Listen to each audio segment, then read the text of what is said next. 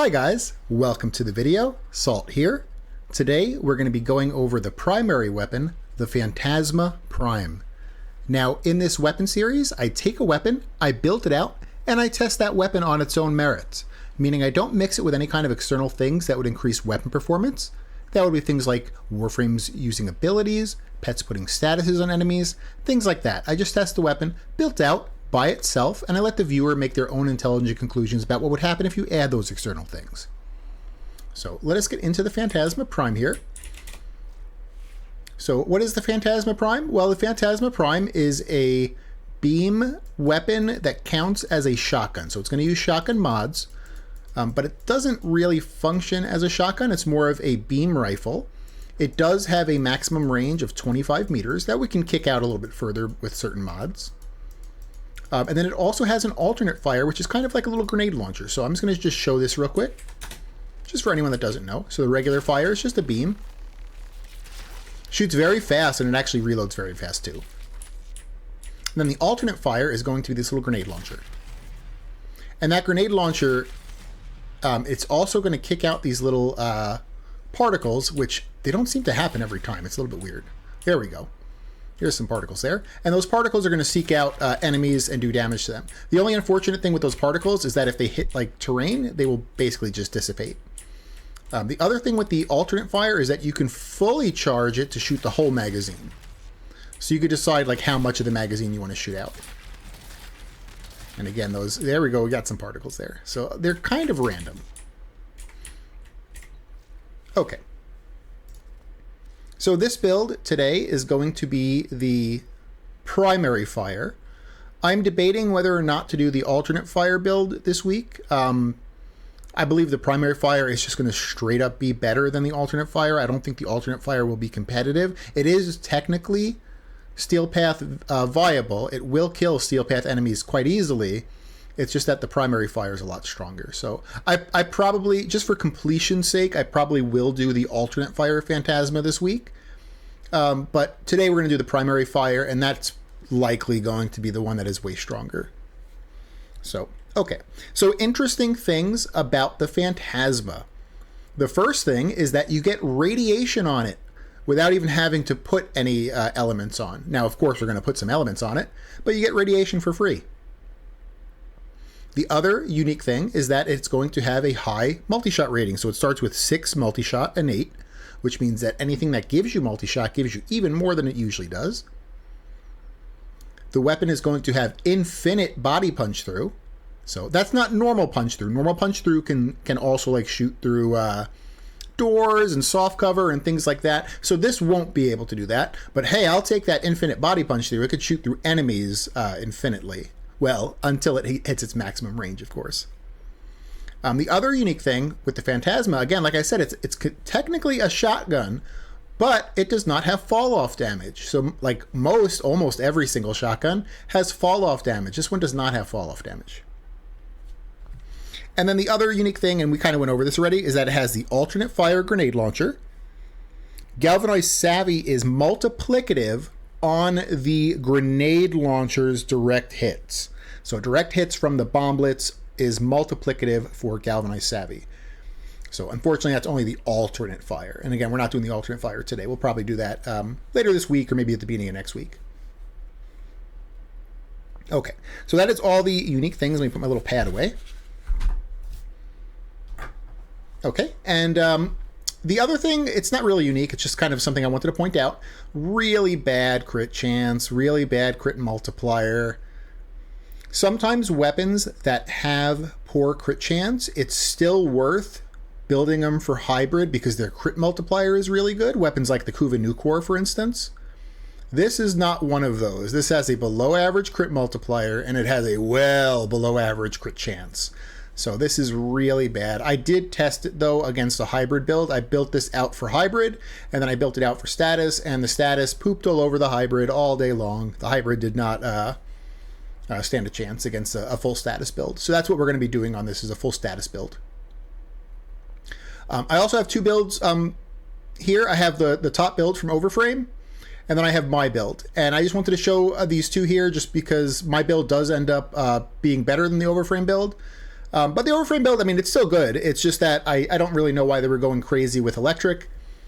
But yeah, we'll just show those two off. So, okay, now to get into the mods here, we're gonna have Galvanized Hell for multi-shot, Galvanized Savvy for status chance and direct damage per status type affecting the target, Primed Point Blank for 165 flat damage, Vigilante Armaments for more multi-shot. This also has a little effect where it enhances your critical hits. You will almost not get critical hits on this weapon, ever. You're going to be mostly white non-criticals with a 11% chance to get a measly yellow critical that has a very poor critical multiplier. So that's okay, though. But okay, next here, we're going to have Viral. So these two mods, Toxic 6060 and the Cold Primed Chilling Grasp, are going to make Viral.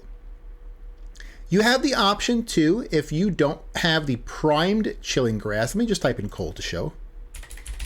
Okay, so you have the option, if you don't have Primed Chilling Grasp, to use the 6060 Cold. They're both very good, and you know, there's a case to be made that maybe the 6060 Cold is even better than Primed Chilling Grasp because it allows your heat to be weighted a bit higher.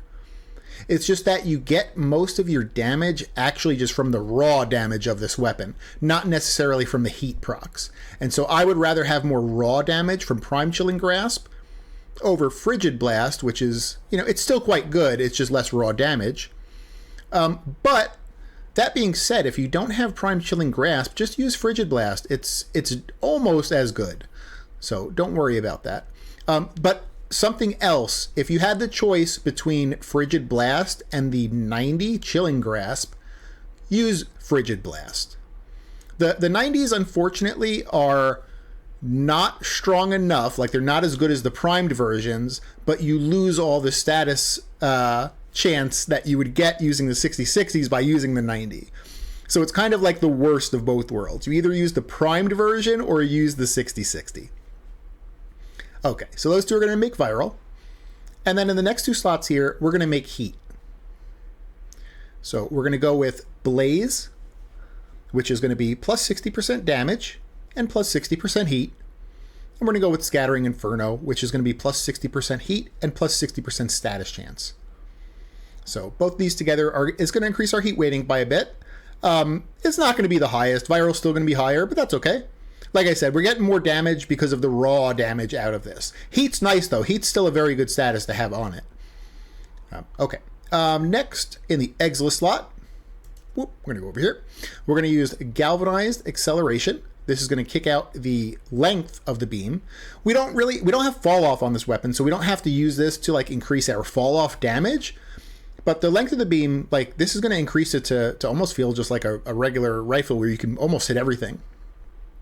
The other thing, though, to consider is maybe a ammo mutation mod, like maybe Prime Shotgun Ammo Mutation or one of the other ammo mutation mods. Because it does shoot very fast, you can dump a lot of ammo. There is a possibility you run out of ammo. So when we do the gameplay, if you see me running out of ammo a lot, that may indicate that maybe you would choose to use a primed ammo mutation mod or just the regular ammo mutation or vigilante supplies, although I think the regular ammo mutation would be better. Okay. And then finally, in the arcane slot, we're going to be using Primary Merciless. Primary Merciless is a 360% flat damage increase, and it's going to increase our reload speed by 30%. So this has a very quick reload already at 0.5 seconds, so half a second. But you're going to be reloading a lot because the magazine is small. So Prime Merciless knocks off 0.1 seconds. So if you look here, we have a 0.4 second reload time, which is great. I actually considered using Prime Tactical Pump for even quicker reload speed, just so that there's no downtime in between shooting.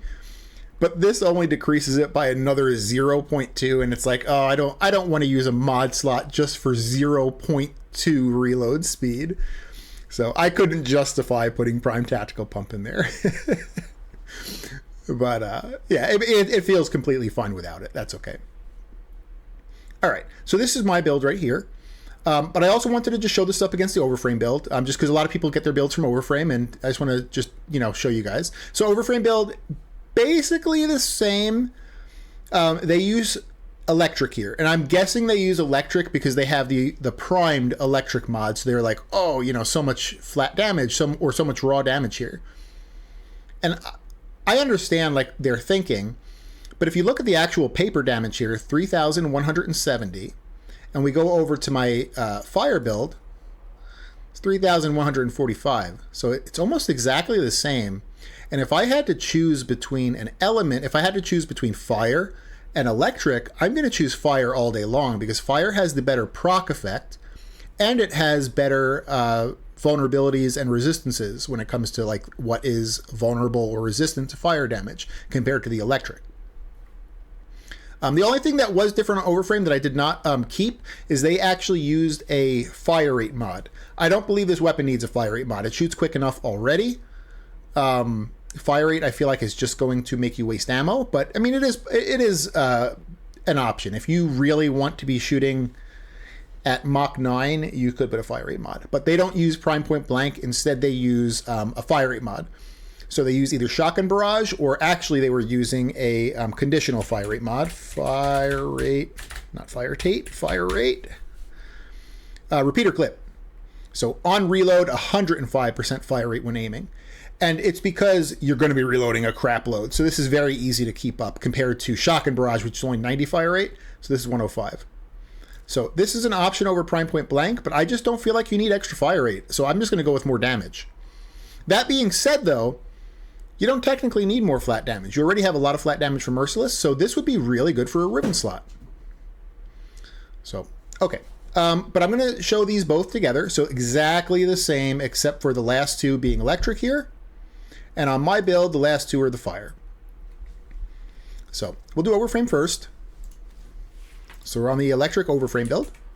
What we're going to do is we're going to spawn in 20 Exo Ghost Stag officers. We're going to summon them in at level 1 to kill them quickly. We're going to get our conditionals, and then we're going to immediately run back here and summon them back at level 225 Steel Path. And we're going to see how many magazines does it take to dump a dude.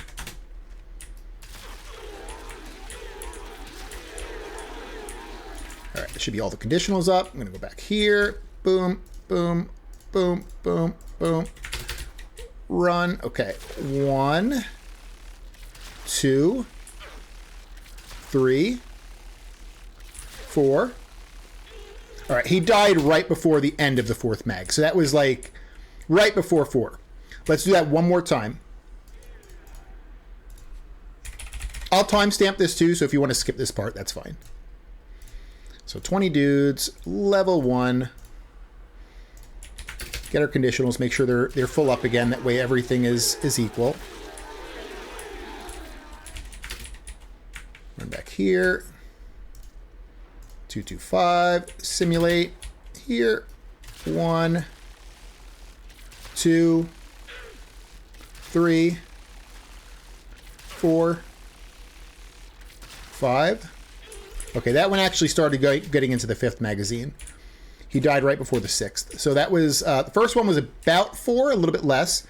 And the second one was almost 6. It was like 5.5-ish. So let's switch over to the heat. So this is my build, the Phantasma main, with the heat instead. We're going to do the exact same thing. We're going to go here. We're going to kill what's on there. Officer, Exo Ghost Stags. These are like the big gigantic dudes that have like a crap load of armor. So I'm going to go to 1. Okay, we're going to kill them and just get our conditionals up.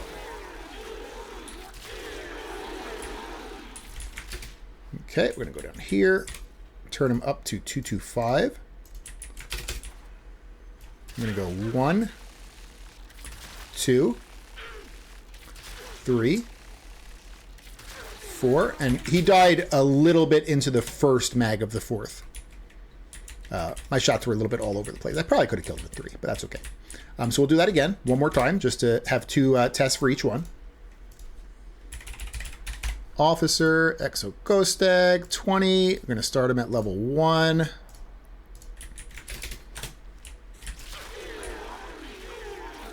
Get our merciless conditionals up here. And our multi-shots. Trying to get stuck on walls. 1, 2, 3. And he died before the third mag was done. So there seems to be a big difference. And I'm only going to do 2 tests each for each of these builds. But before this video, I did a lot more than 2. I just don't want this to be like, you know, an hour long of 15 minutes of me doing the tests. So consistently, though, the fire build was better than the electric build. So I'm going to go back to my orbiter here, just so we can get ready to start the gameplay. I just wanted to show that, just because, like I said, a lot of people like using Overframe, and that's okay. You can get good builds in Overframe. A lot of the builds on Overframe are very good. They're just not min-maxed. There might be 1 or 2 mods that they're away from being min-maxed. So, okay. We went over all of this. I think we're ready for the gameplay. So because I don't mix this with anything, I'll be doing it on the heat build here. So because I don't mix this with anything, I'm going to be doing this on a big dumb Inaros with no Archon shards that increase weapon performance. No mods or arcanes on the Inaros that increase weapon performance. And with a pet with no sentinel weapon and no mods on the pet that increase weapon performance. Alrighty, I think we are good to go to start here. Here's solo, we're going to do Taviuni. And we'll see how this bad boy does.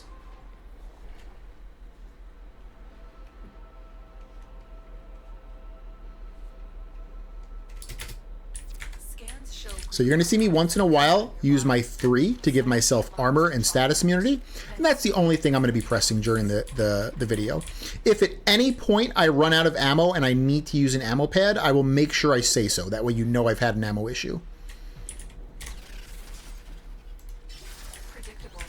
As expected, Grenier have shut down environmental systems, sending modified life support capsules.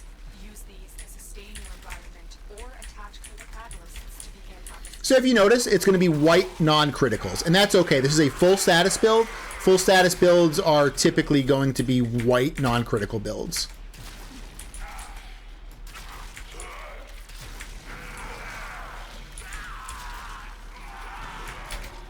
And these builds can still do very good on endgame Steel Path Endurance. It's just that full status build sometimes to actually start getting to like level cap may need you to armor strip for them.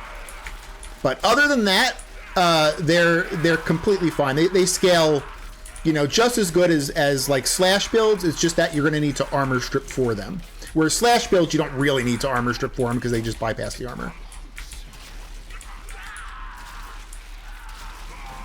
But honestly, on Steel Path enemies that are like under level 4,000 or 5,000, you don't need to armor strip. You can just blast through them, and it's going to look like this. It's just when you start getting to level cap and dudes have ridiculous armor values is when it's going to start getting stupid.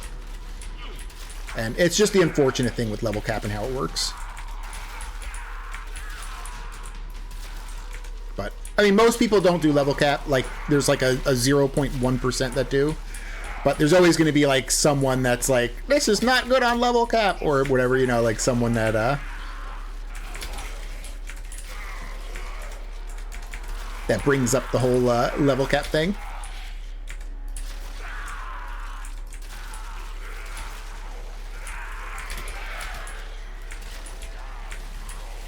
Also, if you are, I never do my builds with faction mods, just because if you're going to use a faction mod, you should also be switching your element for the faction you're fighting. You know, using a faction mod and not using the appropriate element for that faction is like going out of your way to put a suit on and then forgetting to put pants on. And because of that, I don't do my builds with a faction mod because I don't want to have to showcase like 4 or 5 different builds for all the factions. But if you're interested in faction mods, the primed point blank slot would be really good for where the faction mod goes. I personally don't use faction mods. I don't like to switch my build every time I queue a map up, but there are people that don't mind doing it, or they don't mind, or they're slower players, you know, they don't,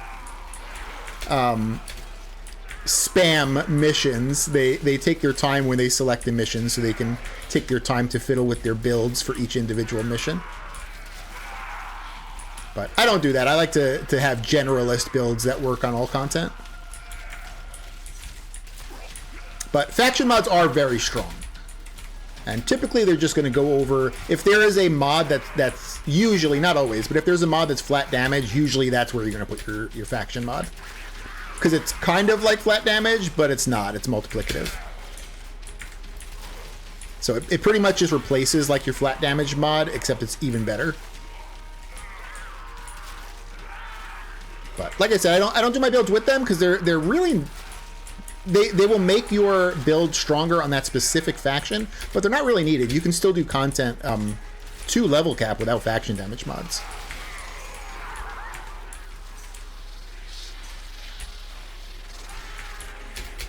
Alright, so we got Misery here. This weapon is going to be very average against the Acolyte. I did test this against the Acolyte. It's not horrible, but it's not good. It is a completely average Acolyte weapon. Well, for ranged. If you're comparing it to melee, then it's horrible. But for a ranged weapon, this is average.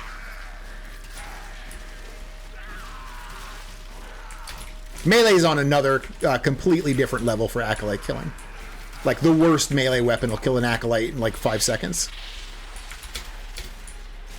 Okay, let me hit some life supports here. Oh, yeah, Jade drops today. I think my clan's talking about that right now. I'm going to look into making some builds. I'm going to have to look at Jade and see if she can be built out for health and armor.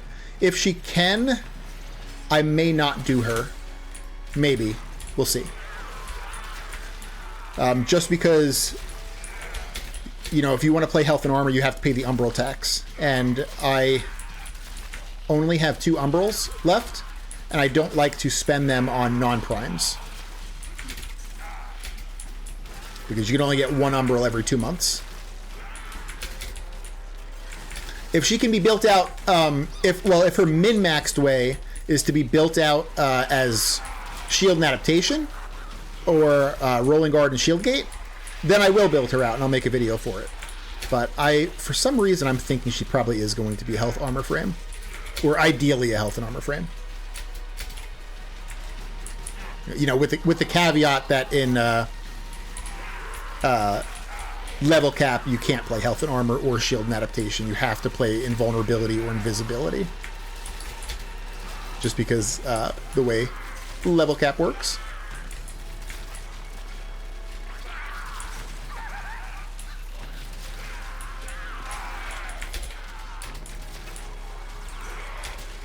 And Misery is here, just living his best life.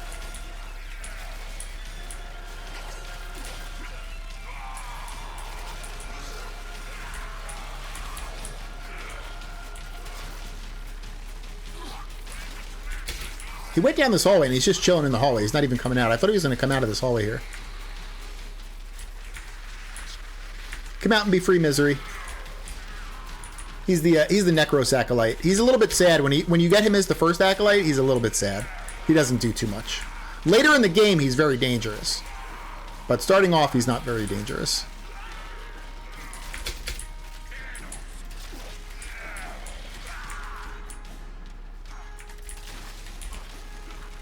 We almost got you down, Misery.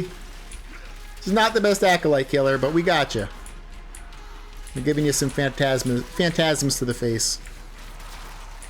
There we go.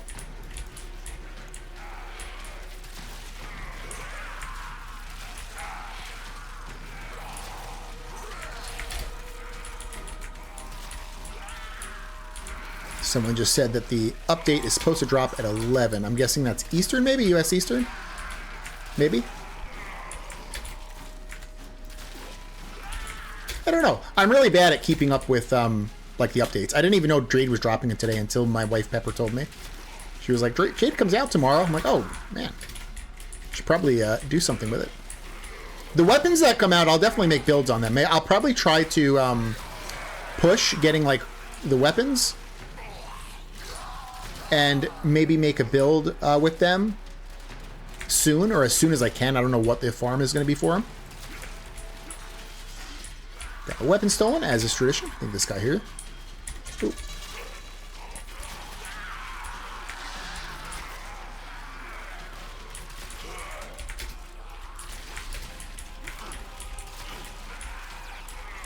One guy said, did they actually say 11 because they're usually 10? Well, it's 10 o'clock my time, so maybe they're not talking about Eastern. I don't know what weapons are supposed to drop with Jade anyway. I mean, I'm sure she probably comes with weapons because most Warframes do. Let me hit this life support here before I forget about it.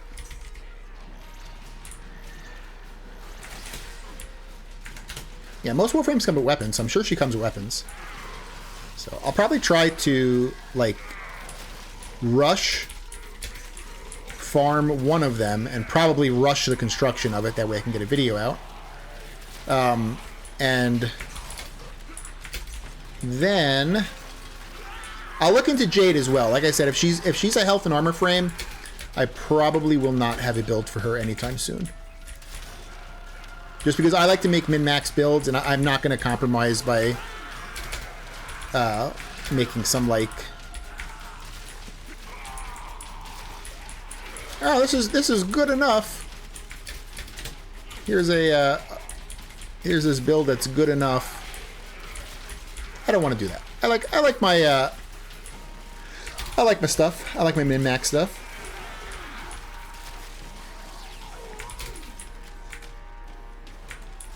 Again, for level cap, everything has to be rolling guard or invisible. Or shield gate. Usually with shield gate, though, you go rolling guard as well. But it's not necessarily because rolling guard is better than health and armor. It's just because level cap damage reduction doesn't work anymore, so you're stuck using shield gate and rolling guard. Which I personally don't like playing. I find it a little bit annoying. You're technically fully immune, but you have to be really anal about, like, looking at your health bar every 3 friggin' seconds. I just pulled that number out of my butt. But you have to, like, look at your health bar a crap load playing a shield gate rolling guard build. And I don't want to do that. I want to look at the gameplay. So we're at 10 minutes here. We're at 690 kills. It's extremely good. When I do these tests, average weapons usually hit about 350 to 450. So 690 is well above average. All right, let us figure out where the extraction is. I think it's this way, maybe. I think that's a red mark, but is that the... Yep, okay, cool.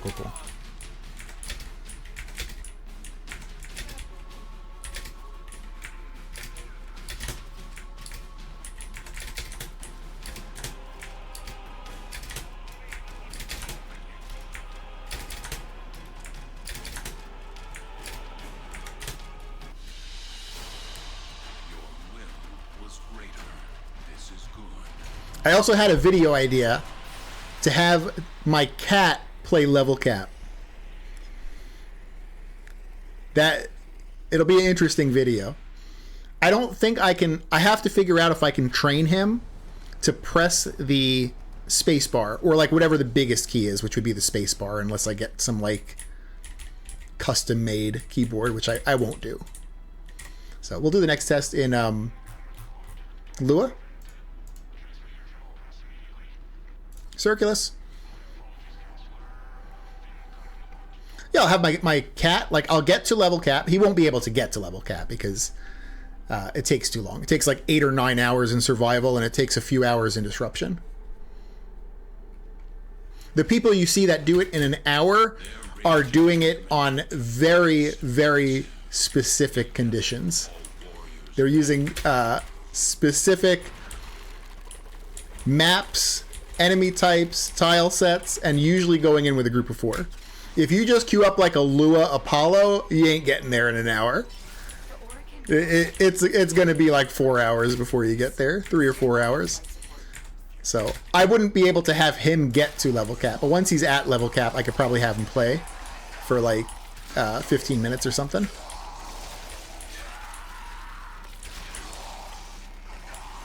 I would have to teach him how to hit the space bar to activate Revenant's Mesmer Shield. And I would probably either make a Dance Macabre Revenant or a Reeve Revenant. And just because it would be easier for the cat to press those buttons, like... Probably Dance Macabre, because it's only a one button press, and then he just sits there doing it.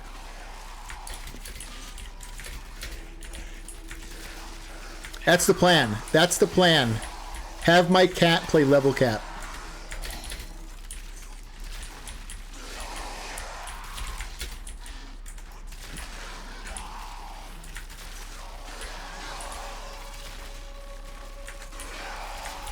I personally do not enjoy level cap. I think it's boring. You have such limited build choices. But maybe my cat Dobby would like it. He might like it. He has to play Revenant, of course. I'm sure he... You know what? He could probably play, like... Well, Octavia, he would have to, like, crouch. I couldn't get him to press the key that often, like, consistently. I think Revenant might be the easiest choice.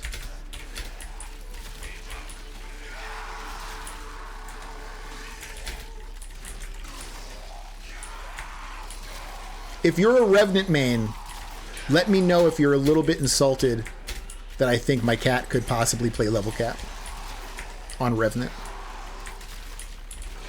Or do you agree with me? Or do you think, is there a better option for the cat to play level cap?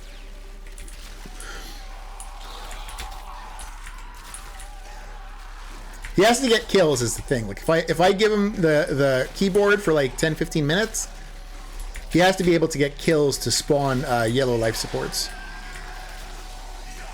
So he can't just be like Loki and go invisible and not touch anything. He actually has to do things. So I think Revenant with like Dance Macabre maybe might be the way to go.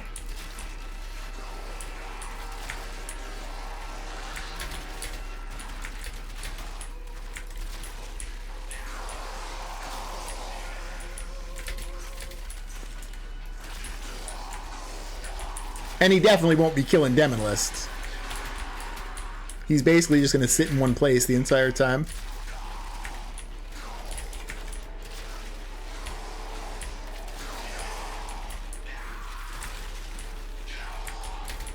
I have two cats, but the one cat, he's too lazy. He would not do it. But the other one is extremely trainable. He plays fetch. He does all kinds of weird stuff. So he's very trainable.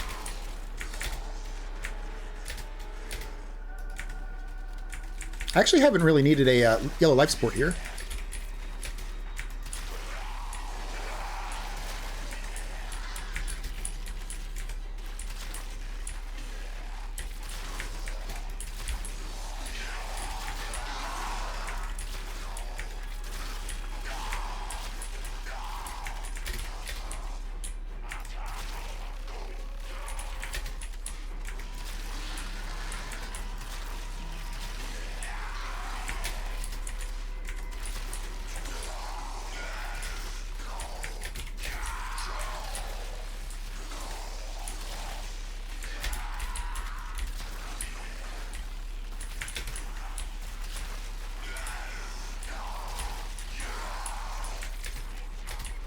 Yeah, so we already did 2 primary weapons this week, so I think for the rest of the week we'll do a guide. There's a guide I want to do this week. We'll probably do a Warframe at some point this week. I don't know which one yet. I'll have to go through and see. And then maybe something weird. Maybe something weird like an arc gun weapon or like one of the K drives or just something weird. Something that's not normal. You know what? Maybe Void Rig. Maybe Void Rig will be a good one because I think I did Bone Widow, but I don't think I've done Void Rig yet. So Void Rig might be a good video. Because what is it? It's Tuesday. There's 3 more days. 3 more days. 3 more videos this week. Guide definitely for one of them. Warframe probably for one of them. And then something weird.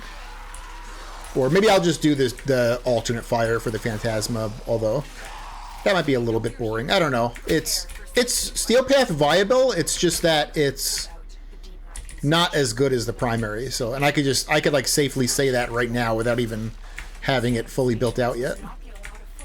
Just because the little testing I did, it was meh. It kills Steel Path enemies. It kills a lot of them, but it has issues with Eximuses, and that's a really bad con for a weapon on Steel Path, just because Eximuses are all over the place. It's okay if a weapon is bad against Acolytes, because you could just, switch to your melee and kill them real quick. But Eximuses are all over the place in Steel Path. You can't be bad at killing Eximuses. So it has kind of the same issue as the Bubonico Alternate Fire. Like, Bubonico Alternate Fire is very strong. It looks like, like a god tier weapon, but as soon as you go to shoot an Eximus with it, it is complete dookie tier. And so you have to switch to the primary fire to kill Eximuses, but you've built for the alternate, so the primary is neutered. In the Phantasma's case, it might be a little bit better, because the alternate and the primary basically get built the same. So if you do have to switch to the primary to kill an Eximus, at least the primary is basically at full strength. But at that point, it's like, why not just use the primary? I don't know. Like I said, I'm a bit of a completionist, and my goal is to do videos on all of the Steel Path viable weapons in Warframe. And technically, the alternate fire is viable, so I'm probably going to do a video on it. I hate Mania. He's got Zephyr's shield up. I can't shoot him. So friggin' annoying. I'm gonna actually melee this guy, because he's gonna melee. Mania is the only one that I do melee sometimes, just because Zephyr's shield is so friggin' annoying. And I don't have my status immunity up, so I'm getting beat around. Oh my goodness, Salt, you're embarrassing yourself here.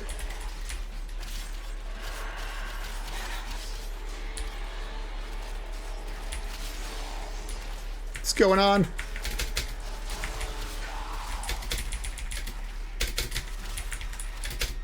Oh my goodness, I'm just gonna run away.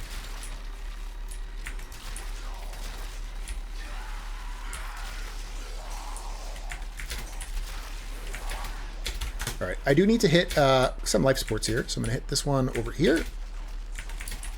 Mania has bullied me. I don't like him anymore. I don't want to play with him.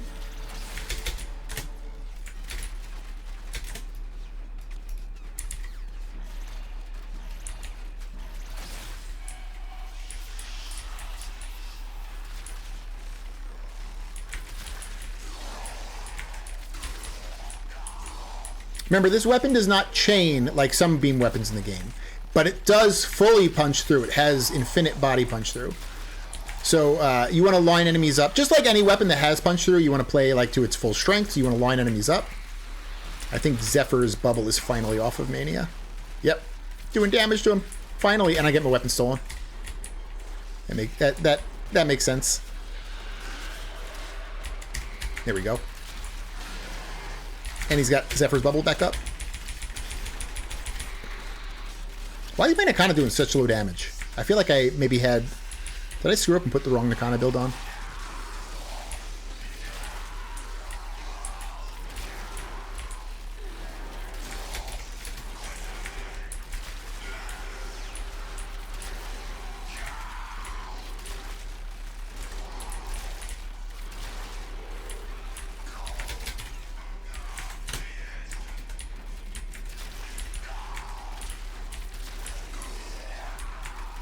Yeah, I think the guide for this week is going to be a guide about survival types.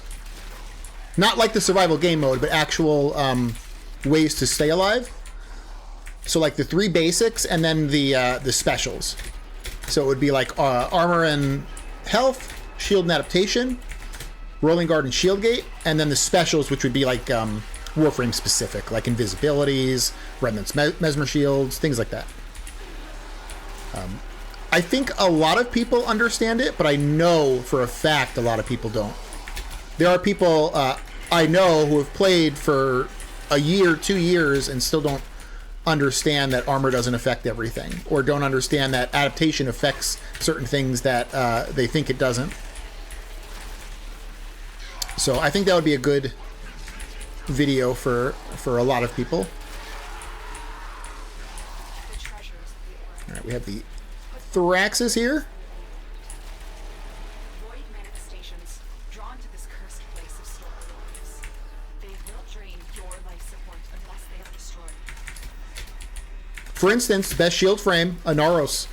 His shields technically never take damage. And that's a fact. Anaros' shields actually never take damage. That's a fact. No, don't listen to that. That was a bit of a joke. Please don't build out a shield Anaros. I did an April Fool's a few months ago for April 1st, where I made a shield Anaros.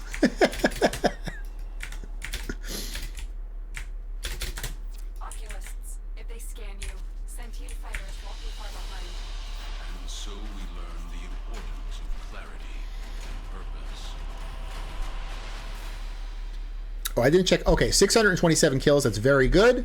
And that's really good for Lua. Lua, you expect to get about 100 less kills. I think we got, what do we get, like 690, I think, in Kuva Survival? So that's less than 100 less, so that's really good. It was very consistent. So the Phantasma Prime is an extremely powerful weapon.